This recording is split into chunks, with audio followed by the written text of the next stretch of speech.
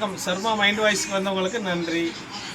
இன்றைக்கி நான் சொல்ல போகிற விஷயம் என்னென்னா, நானும் என் மனைவியும் முந்தா நாள் பஸ்ஸில் போய்கிட்டு இருக்கும்போது ஒரு 2 இளவட்ட பசங்க நல்லா ஸ்பீடாக போய்கிட்டு இருந்தவங்க டவக்குன்னு ரைட்டு எங்கள் பஸ்ஸுக்கு முன்னாடி ஏறி போனவங்க அப்படியே வாரி விட்டு விழுந்தாங்க. ஒரு கனவை நினச்சி தானே போகிறாங்க, உங்கள் வீட்டில் என்ன நினச்சி அனுப்பிச்சி விட்றாங்க. விபத்து இல்லாமல் ஒரு மனுஷன் வாழணும்னா வேகத்தை குறைக்கணும். வேகம் இல்லாமல் போனால் உங்களை நம்பி உங்கள் குடும்பம் இருக்கா இல்லையா, இதை நினச்சினால ரொம்ப வருத்தப்பட்டேன். அன்னைக்கு மனசுக்குள்ளே கண்ணில் அப்படியே நிற்கிது. அவங்க 2 பேரும் போனதும் விழுந்ததும் ஏன் மதனி அப்படி போகிறாங்க. நீங்கள் அன்னைக்கு கூட சொல்கிறாங்க, நான் எங்கள் மதனியை பஸ் ஏற்றி விடுறாங்க, 2 பேரும் போகிறோம் பார்த்துன்னு இருக்கு. பஸ் இப்படி போகிறாங்களப்பா, ஏப்பா இப்படி போகிறாங்க என் கண்ணு முன்னாடியே பஸ்ஸில் அந்த டிரைவர் அப்படியே பார்த்துட்டு அப்படியே நிப்பாட்டிட்டார். விலைக்கு போக முடியல, பூரா ரத்தம். உங்களை நம்பி உங்க பிள்ளைகள் இருக்கா இல்லையா, வேகத்தை குறைச்சு உங்க அப்பா அம்மா என்ன சொல்லி வளர்க்கணும். நம்ம இப்படித்தான் இருக்கணும், சொல்லணும். யாரு பிள்ளையா இருந்தாலும் நம்ம பிள்ளை தரத்த நான் பார்த்தேன்னு அந்த இடத்துல மயங்கி விழுந்துருக்கேன். எனக்கெல்லாம் தாங்காது மனசு. அப்படித்தான் பைக்கில் போறாங்க வாராங்க, நானும் சொல்லத்தான் செய்யறேன். அப்படியே போகாதே பஸ்ஸில் ஏறி இப்படியே தொங்கிக்கிட்டே வருது பள்ளிக்கூடத்துக்குள்ளே. அப்போ தொங்காதேத்த உங்க பிள்ளைகிட்டலாம் சொல்லி வைங்க, எல்லா மக்களையும் பள்ளிக்கூடத்துக்கு எல்லாரும் எல்லா பசங்களுக்கும் சொல்லி கொடுங்க. ஆமா, உங்க பிள்ளைகிட்ட வந்து நல்லதை சொல்லுங்க, இந்த மாதிரி வண்டியில இவ்வளவு வேகமா போகாதீங்கப்பா அப்படின்னு. ஏன்னா ஒரு கைகால் உடஞ்சி ஒரு 6 மாசம் வீட்டுல கிடந்தா அதோட வலி வந்து பெத்தவங்களுக்கு தான் ரொம்ப பாதிக்கும். அது பிள்ளைய வச்சிருந்தா அந்த பிள்ளைகளுக்கு ஏப்பா இப்படி இருக்கு, என்ன வாங்கி கொடுக்க முடியும் சொல்லுங்க. பிள்ளைகளுக்காக வாழ்றவங்க தான் நிறைய இருப்பாங்க, தாய் தகப்பனுக்காக வாழ்றவங்க நிறைய பேர் இருப்பாங்க. இந்த நேரத்தில் கை கால் உடச்சிக்கிட்டு ஏதோ ஒரு அசம்பாவிதம் ஆகுதுன்னா அதுக்கு ஏற்றுக்கொள்கிற தலைமுறை வந்து வேகத்தை குறைச்சிக்கணும். விவேகம் இருக்கிற இடத்துல தான் வேகம் இருக்கணும். எதுவுமே இருக்கு, வேகம் மட்டும்தான் முக்கியம் அப்படின்னு போகிறாங்கல்ல. அதுக்காக நான் அந்த இதை போகிறதுக்காகவே நான் பேசுகிறேன். ஏன்னா 2 லட்சம் 3 லட்சம் கொடுத்து பைக் வாங்குறாங்க, அது வந்து விபத்து ஏற்படுத்தி அதனால அடுத்தவங்களுக்கு பாதிப்பு, உங்களுக்கும் பாதிப்பு ஏற்படுத்துறீங்க. இதை வந்து முற்றிலும் தவிர்க்கணும். வேகத்தை குறைச்சிக்குங்க, நிதானமாக போங்க. எங்கேயும் ஒரு டயத்துக்கு முன்னாடியே கிளம்பணும் அப்படின்னு முன்னக்கூடியே சிந்திங்க. நேரம் வேகமாக போகல, நம்ம வந்து சுலோவாகிக்கிட்டு நேரம் வேகமாக போகுதுன்னு நினைக்கிறோம். உண்மை அதுதான். ஏன்னா நானே வந்து வந்து டவுனுக்குள்ளே இருக்கும்போது ஒரு மாதிரி இருந்தேன். இப்போ இங்கேருந்து எனக்கு ரிலாக்ஸாக இருக்குது. ஏன்னா காலைல கொஞ்சம் சுலமாக எந்திரிக்க முடியும். எந்திரிச்சு கிளம்புறோம்னா கொஞ்சம் முன்னக்கூடியே கிளம்பணும். எனக்கே டைம் பத்தலைன்னு நானாக சொல்லிக்கிருவேன். ஆனால் அது என்னோட தவறு தான். நான் முன்னக்கூடியே பிள்ளைகளை கிளம்பி போகிற மாதிரி இருந்தோம்னா 5 நிமிஷம் முன்னாடி ஸ்கூலில் விடலாம், வேகம் இல்லாமல் போகலாம். என்றைக்குமே வந்து நான் சொல்கிறேன், எதுக்கு சொல்ல வர்றேன்னா, நாளைக்கு எல்லாருமே நல்லா இருந்தால் எல்லாருக்கும் நல்லது. கைகால் சுகத்தோட எல்லாரும் நல்லா இருக்காங்க. இந்த சுகத்தை கொடுக்குற ஆண்டவன் எல்லா வேகத்தை போடா அப்படின்னு சொல்லல. ரொம்ப கஷ்டப்பட்டு 2 பேரும் விழுந்து கிடக்குறாங்க, பறந்து விழுகுறாங்க. அது எப்படி இருக்கு, அதை யோசிச்சு என்ன அப்பா வரக்கானா அப்படின்னு நினைக்கிற குழந்தை இருக்கும், என்ன அப்பா வரல நினைக்கிற மகன் இருக்கும், தாய் தகப்பா இருப்பாங்க. தாய் தகப்பன்னு சொல்லி கொடுங்க. உங்கள் பிள்ளைகளுக்கு 18 வயசு 19 வயசு எத்தனை வயசு பையலாக இருந்தாலும் கொஞ்சம் ஸ்லோவாக போங்க, நல்லபடியாக ஒரு ரூல்ஸை கடைப்பிடிச்சி போங்க, சிக்னலை மதிங்க அப்படின்னு நான் சொல்லுவேன். ஏன்னா சிக்னலுங்கிறது முக்கியமானது. சிக்னல் போட்டாங்க அப்படின்ட்டு வேகமாக போகிறாங்க, முடிஞ்சு போச்சுன்ட்டு. அதனால எதிர்த்து வர்ற சிக்னலில் ஆக்சிடெண்ட் ஆகுது. இந்த ஆக்சிடெண்ட்டை பார்த்துட்டு எனக்கு மனசு ரொம்ப வேதனை.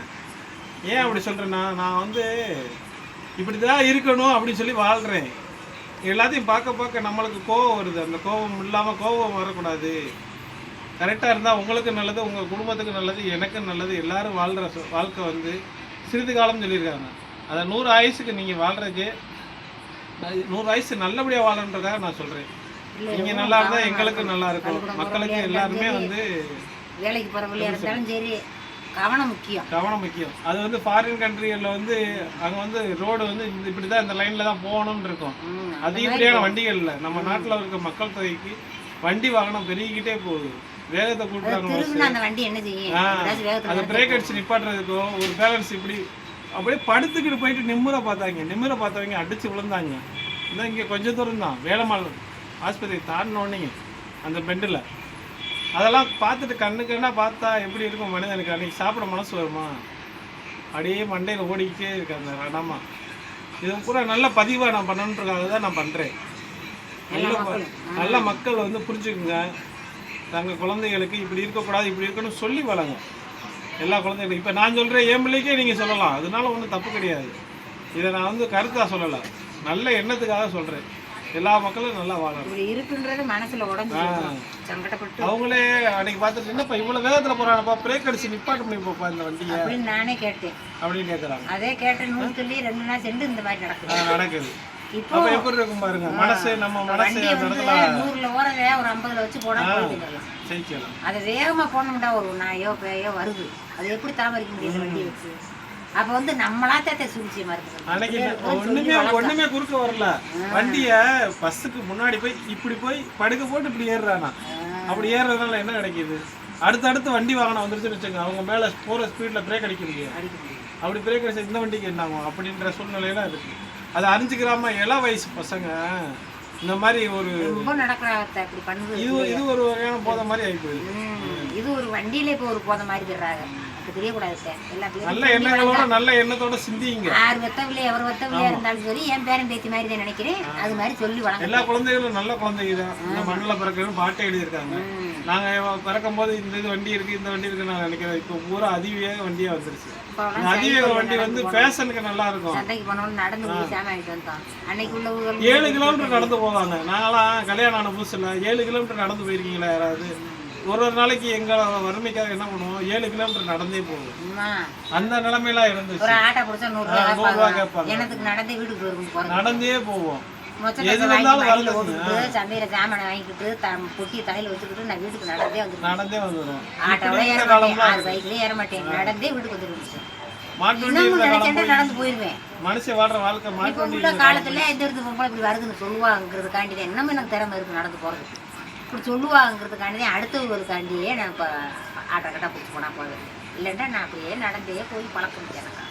நல்ல மனிதருக்கு நல்ல எண்ணத்தை வளர்த்துங்க. அந்த எண்ணத்துக்கு ஏத்தாப்புல நல்லா வாழ கத்துக்க. நல்லா இருக்கட்டே. உழைப்பை தேடி ஓடுறீங்க, அந்த உழைப்பை தேடி ஓடுற நேரத்தை கொஞ்சம் முன்னக்கூடியே செயல்படுத்து. உங்க குடும்பம் இருக்குன்னு நினைச்சு பாருங்க. பிள்ளை ஊட்டியே இருக்குல்ல, நம்மளோட போகாதுல்ல பிள்ளை ஊட்டிய. அப்பா வருவாங்க. எந்த சூழ்நிலையில எவ்வளவு வேகத்துல போயிருக்காங்கன்னு யாருக்குமே தெரியாது. அந்த பையனுக்கு என்ன ஆச்சோ எனக்கு நம்ம மனசு பதப்பதைக்குது. இப்படி எல்லாம் இருந்தா என்ன ஆகும்? எல்லா மக்களையும் நல்ல பிள்ளைகளை சொல்லி வளங்க. ஆமா, எங்க நீ போனாலும் எல்லாரும் கட்டுக்கோப்பா இப்படி சொல்லியிருக்காங்க. அன்னைக்கு இந்த ஆட்சி இப்படி சொல்லியிருக்காங்க, பைக்கை ஒழுங்கா எடுத்து ஒழுங்கா கொண்டு வந்து வீட்டுக்கு வா அப்படின்னு சொல்லுங்க. நல்லபடியா இருங்க எல்லாரும். நல்ல ஆமாத்த எல்லா பேருக்கும் நல்லா இருக்கும். எல்லாருக்கும் பேரை பேத்தி பிள்ளை விட்டுன்னு ஆசை இருக்கும்டா. அது மாதிரி நீங்க சொல்லி வளங்கடா. கையில பைக்கில் போயில கொஞ்சம் அமைதியா போச்சு. நான் 2 நாள் பார்த்துட்டேன். இந்த வழியில போகுது பிள்ளை உருன்னு வராப்புல. இந்த பனையூர் ரோட்ல கூட இவ்வளவு வேகமா ஒரு சில பனையூர் ரோட்ல அந்த வேகத்துல வராப்புல. நான் வரவேன்னு சொல்லிட்டே இருக்கேன். இந்த கிராமத்து சாலைகள்ல கூட இவ்வளவு வேகமா போகணுங்கிற ஒரு இது கிடையாது. எங்கேயுமே அதிவேகம் இல்லாம சிறிது நேரம் சிந்திச்சு செயல்படுங்க. நல்லா எல்லாரும் சுகமா வாழலாம், சந்தோஷமா இருக்கலாம். கொஞ்ச நாளைக்கு வாழ தொட்டிக்கு சந்தோஷம். உங்களுக்கு உங்களோட குடும்பத்துக்காக ஆண்டவன் நம்மளுக்கு விதி இருக்கும். இந்த உலகத்துல எவ்வளவோ பார்க்க வேண்டிய விஷயம். விதியை மதியான வெள்ளலாம் இருக்காங்க. ஏன் சொல்லியிருக்காங்க, விதியை வந்து மதியான வெள்ளலாம். அதே சொல்றேன், இந்த உலகத்துல எவ்வளவோ ரசிக்க வேண்டிய விஷயங்கள் இருக்கு. இந்த பைக்கினால ஏற்படுற விதத்தினால உங்களோட அடையாளத்தை இழந்துடுறாங்களே. போகுதுல பிள்ளைய அப்படி போக கூடாது. நல்லா போங்க, நல்ல மதியோட வாழ கத்துங்க. எல்லாரும் நல்லபடியா பைக்ல போங்க, வாங்க சந்தோஷமா வாங்க வீட்டுக்கு. ஒரு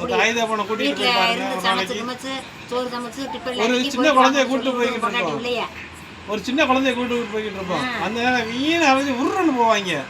எதுக்குடா இப்படி போறாங்க அப்படின்னு நம்மளுக்கா நினைக்க. அப்படி செய்யறதுனால என்ன இருக்கு, எல்லாரும் பெத்த வழியிலதான் இருக்கும்.